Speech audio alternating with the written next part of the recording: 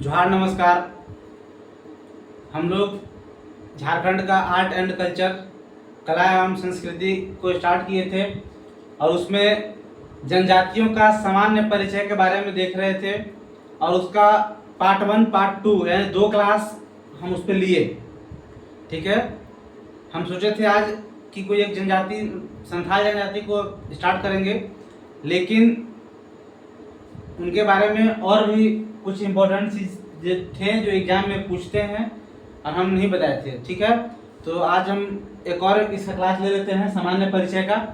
कल से हम लोग कोई एक जनजाति को स्टार्ट करेंगे। ठीक है, देखिए जनसंख्या के हिसाब से झारखंड की बड़ी जनजाति। ठीक है, हम चूंकि आपको बताए थे कि झारखंड में टोटल जो जनजाति हैं 86,45,042 हैं। टोटल 86,45,042 हैं, जो झारखंड की ओवरऑल जनसंख्या का 26.2% है। झारखंड की ओवरऑल जनसंख्या का ये सब चीज समझना चाहिए, ध्यान से सुनिए कि किसका प्रतिशत है, वो किसका कितना प्रतिशत है। तो झारखंड का जो ओवरऑल जनसंख्या है उसमें से 86,45,042 जो है वो सिर्फ जनजाति हैं, आदिवासी हैं। ठीक है, और वो ये जो है 86,45,042 जो है वो झारखंड की कुल जनसंख्या का 26.2% आएगा अगर आप इसको निकालिएगा तो। इसलिए कहा जाता है कि झारखंड में जो जनजातियां हैं, एसटी हैं, वो कुल जनसंख्या का 26.2% है। ठीक है, तो इसमें से हम बताए थे कि 33 जनजाति हैं झारखंड में। इसमें से जो सर्वाधिक जनसंख्या वाले जनजाति हैं, जो सर्वाधिक कह सकते हैं फेमस, जिसके बारे में एग्जाम को लेकर के हम बोल रहे हैं, वो जो ऊपर से जो 4 है सर्वाधिक जनसंख्या वाला, उसके बारे में आपको ना कोई भी चीज अवॉइड नहीं करना है, हर चीज को आपको ध्यान देना है। तो देखिए सबसे बड़ी जनजाति कौन सी है, ये 1 नंबर पे है, यानी कि ये झारखंड की सबसे बड़ी जनजाति है जनसंख्या के हिसाब से। झारखंड की सर्वाधिक जनसंख्या वाला जनजाति जो है वो संथाल है, संथाल जनजाति, जो 31.86% है। अब ये 31.86% किसका आएगा, यहाँ जो 26.2% जो था ये आया था टोटल जनसंख्या का ये। ठीक है, लेकिन जो 31.86% है ये 86,45,042 जो है उसका 31.86% संथाल है। ठीक है, एक बार फिर से देखिए, जो ये 26.2% आया टोटल जनजातियों की संख्या, वो कुल जनसंख्या का इतना परसेंट है।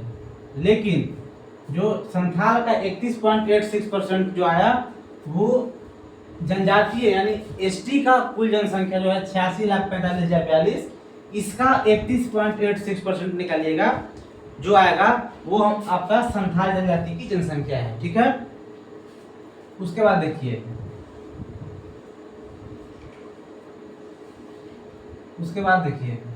दूसरा नंबर पर कौन है, उरांव। दूसरा नंबर पर उरांव है, जो टोटल 86,45,042 का 19.85%, लगभग 20% उरांव की जनसंख्या है।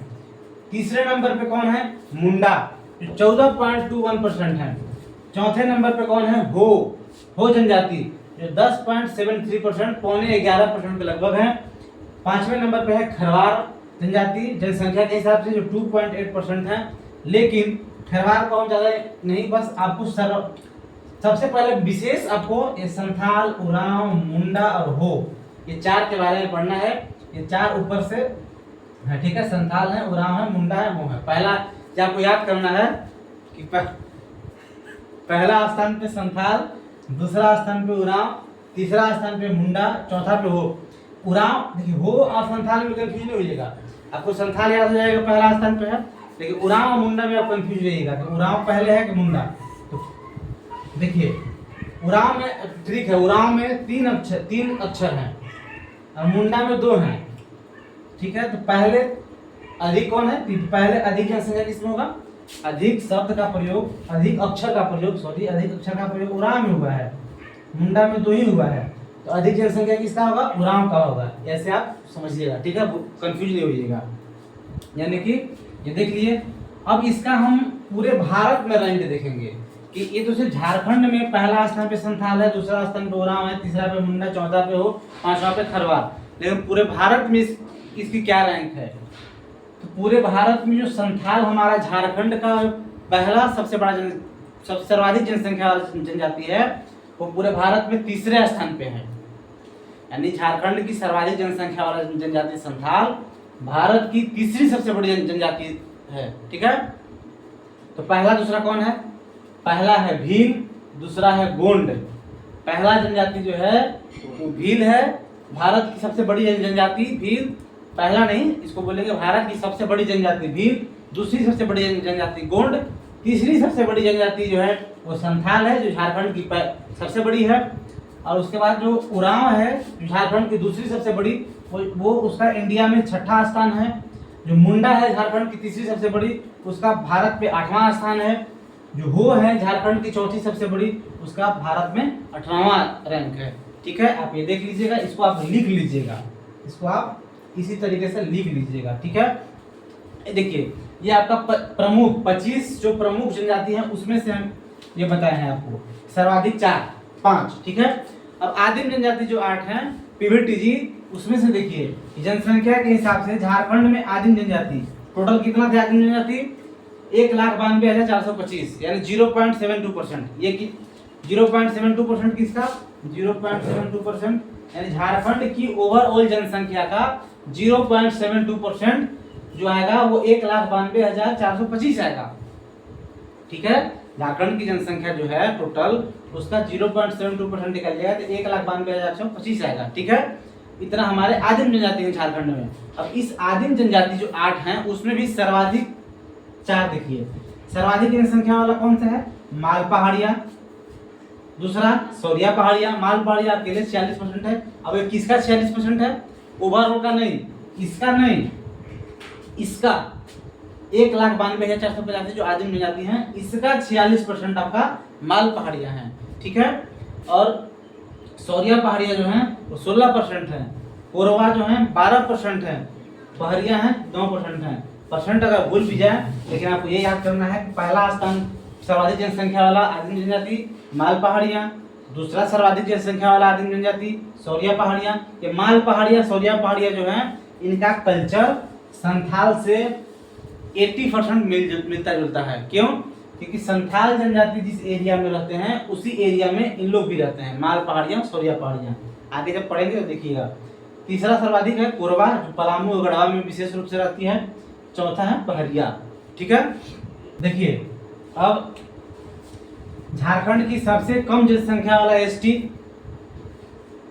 खोंड, सबसे अधिक तो देख लिए कि संथाल, उरांव, मुंडा हो, खरवार ऊपर से मतलब 4-5 देखे, लेकिन जो सबसे लास्ट 33वां नंबर पे कहिए सबसे कम जनसंख्या वाला जो जनजाति है वो है खोंड। इनकी संख्या झारखंड में मात्र 221 है। ठीक है, उसके बाद देखिए सर्वाधिक एसटी वाला जिला। पहले हम लोग जब झारखंड का सामान्य परिचय पढ़े थे सबसे पहले, तो उसमें हम लोग देखे थे ओवरऑल कि झारखंड का सर्वाधिक जनसंख्या वाला जिला कौन सा है, यानी कि वो सभी कास्ट सभी रिलीजियन को लेकर के देखे थे। ठीक है, कि सब सर्वाधिक जनसंख्या वाला जिला रांची है, न्यूनतम जनसंख्या वाला जिला लोहरदगा है, सर्वाधिक क्षेत्रफल से हिसाब से सबसे बड़ा जिला पश्चिमी सिंहभूम है, क्षेत्रफल के हिसाब से न्यूनतम जिला सबसे छोटा जिला जो है रामगढ़ है। ये सब हम लोग देखे थे परिचय में। लेकिन चूंकि यहाँ हम जनजाति के बारे में पढ़ रहे हैं तो यहाँ हम सब जो भी पढ़ेंगे वो सिर्फ जनजाति के बारे में पढ़ेंगे, एसटी के बारे में पढ़ेंगे। ठीक है, तो सर्वाधिक एसटी वाला जिला यानी कि वैसा जिला जिसमें सर्वाधिक एसटी रहते हैं तो वो रांची। जो रांची जिला है, पूरे झारखंड का जो रांची जिला है वहाँ सबसे अधिक जनजाति पाए जाते हैं। सबसे अधिक जनजाति आपका रांची जिला में पाए जाते हैं। 10,42,016 10,42,000 लगभग रांची में जनजाति पाए जाते हैं। दूसरा देखिए हम क्या किए हैं कि सबसे अधिक और कम में 3-3 ऑप्शन आपको दिए हैं, 3-3 नंबर तक बताए हैं। क्यों पता चलता है? कभी कभी रांची ऑप्शन में नहीं दिया है, पश्चिमी सिंहभूम है, गुमला है, लोहरदगा है, पूर्वी सिंहभूम है, तो आप उस समय क्या कीजिएगा, रांची ऑप्शन में नहीं है तो आप रांची अपने से तो ऑप्शन नहीं बनाइएगा, तो जो बचा है उसको फिर देखना है कि रांची के बाद कौन सा है। तो रांची के बाद वहां पे पश्चिमी सिंहभूम है, यानी आंसर पश्चिमी सिंहभूम होगा। अगर रांची पश्चिमी सिंहभूम दोनों ना दे करके गुमला से शुरू होता है, यानी कि वो इससे ये दोनों ना दे करके गुमला, लोहरदगा, खूंटी, रामगढ़ दे दिया तो आप गुमला मारिएगा।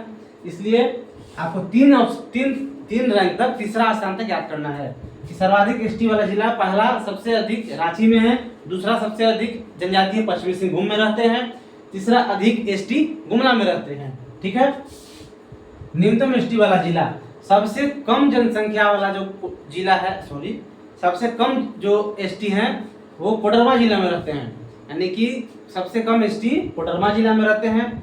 उससे कम मतलब उससे सेकंड कम जो हो गया वो चतरा, थर्ड कम में हो गया हजारीबाग। अगर कोडरमा ना दे करके चतरा, हजारीबाग और दो और ऑप्शन दे दे तो आपको चतरा में मानना है सबसे कम। ठीक है, इसे 3 स्थान तक बताए हैं, लेकिन सबसे कम अगर कहा जाए तो कोडरमा और सबसे अधिक कहा जाए तो रांची में एसटी रहते हैं। ठीक है। सर्वाधिक एसटी प्रतिशत भी पूछता है, एक बार पूछेगा सर्वाधिक एसटी वाला संख्या, एक बार पूछेगा सर्वाधिक एसटी प्रतिशत।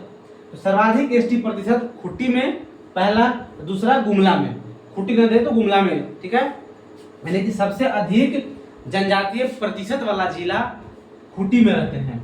यानी कि इसका मतलब क्या होता है, खूंटी की जो जनसंख्या है उसके अकॉर्डिंग देखा जाए, प्रतिशत निकाला जाए तो सर्वाधिक प्रतिशत वहां रहने वाले जनजातियों का है। ठीक है।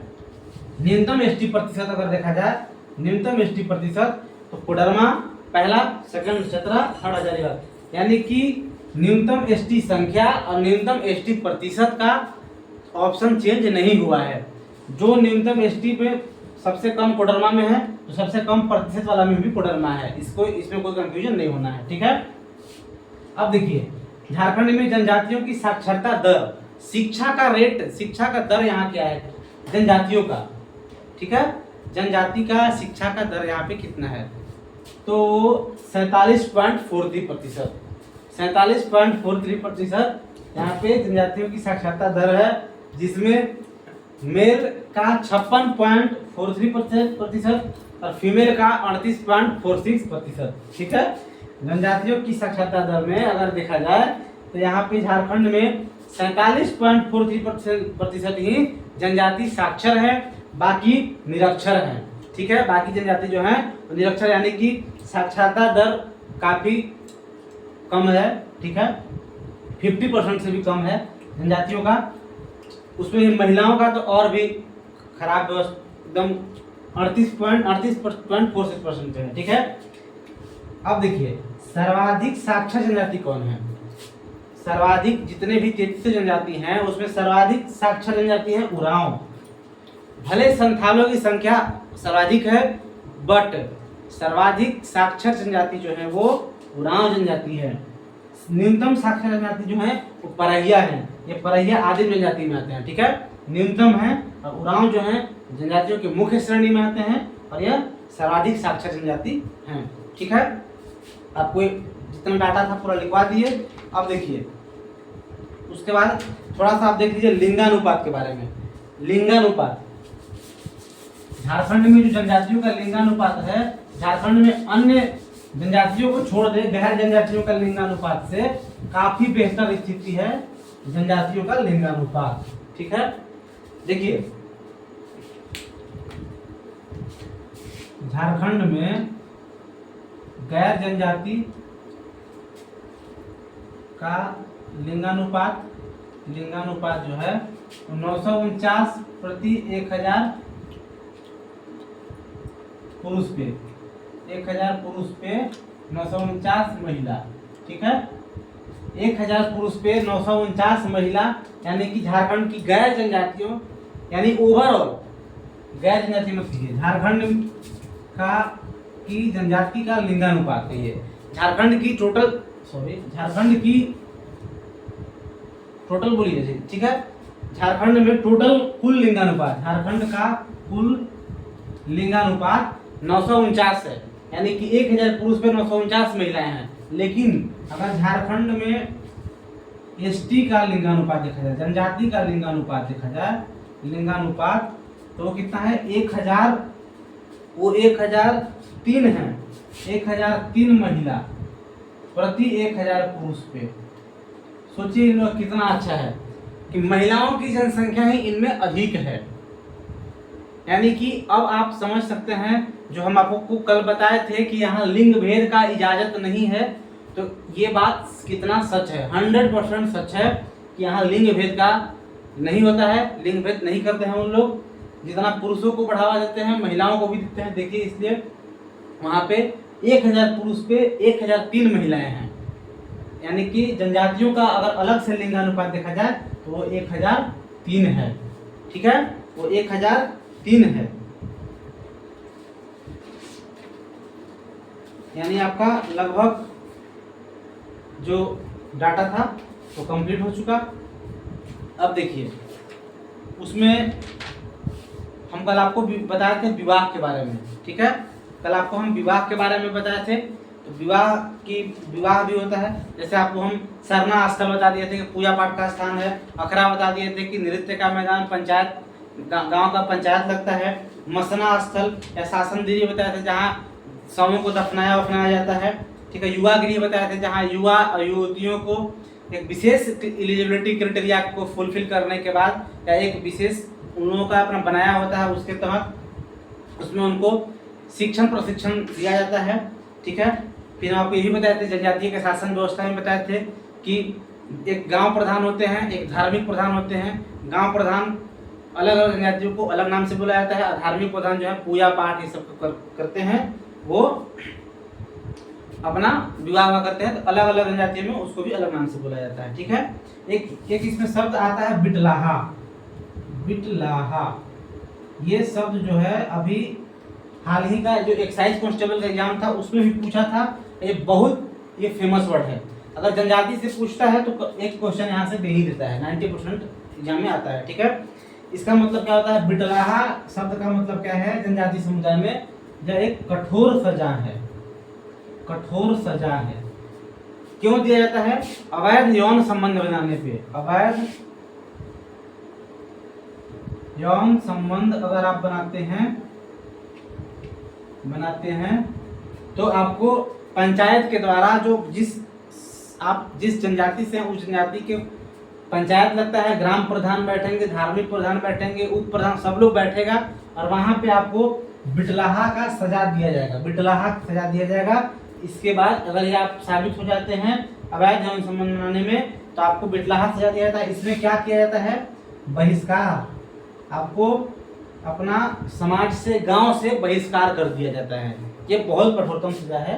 बिटलाहा शब्द एक कठोर सजा है, इसको आप याद रखिएगा। ठीक है, उसके बाद यहाँ पे हम आपको प्रजाति के बारे में बता दिए थे कि प्रोटो ऑस्ट्रेलाइड और द्रविड़ प्रजाति दो प्रजाति में बांटा गया है। इसमें खरवार, गोंड, खोंड द्रविड़ में आते हैं, इनको छोड़ दिया जाता है। बाद बाकी जितने हैं संथाल, उरांव, मुंडा, हो, खड़िया, बिरजिया, बंजारा, असुरी, बिरहोरी, ये सब जो हैं वो आपका प्रोटो ऑस्ट्रेलाइड में आ जाते हैं। ठीक है, यानी कि खरवार, देखिए उरांव पहले द्रविड़ में था लेकिन अब उसको बोला जाता है प्रोटो ऑस्ट्रेलाइड में।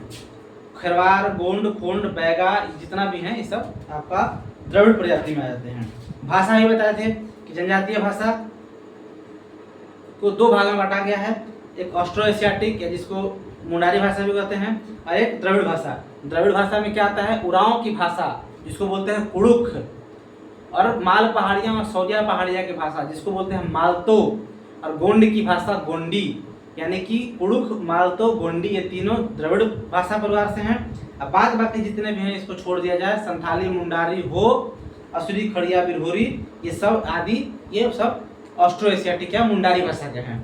ये आपका जनजातीय भाषा हो गया जो दो ग्रुप में बटा था। अब गैर जनजातीय भाषा जो जनजाति नहीं है उसको सदानी भाषा बोलते हैं या आर्य भाषा बोलते हैं। वो उसमें क्या आता है? खोरठा, नागपुरी, कुरमाली, पंच परगनिया। इससे पहले ये संस्कृत और हिंदी ये भी आर्य भाषा में आता है। ठीक है, यानी कि जो खोरठा, नागपुरी, पंच परगनिया, कुरमाली है ये जनजातीय भाषा नहीं है। ये जनजाति के अलावा भी और लोग गैर जनजाति भी बोलते हैं, इसलिए इसको गैर जनजातीय या सदानी भाषा में कहा जाता है।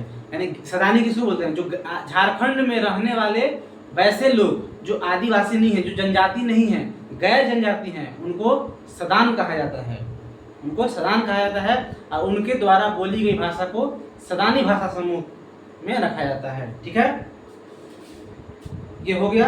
अब देखिए विवाह के बारे में हम लोग थोड़ा सा आपको बताए थे कि हम इसे बोल दे रहे हैं क्रय विवाह। क्रय विवाह में क्या होता है कि वर पक्ष के द्वारा वधु पक्ष को मूल्य दे करके खरीद करके विवाह करना, क्रय विवाह। उसके बाद होता है सेवा विवाह। सेवा विवाह क्या होता है? सेवा विवाह होता है आपका कि अगर आप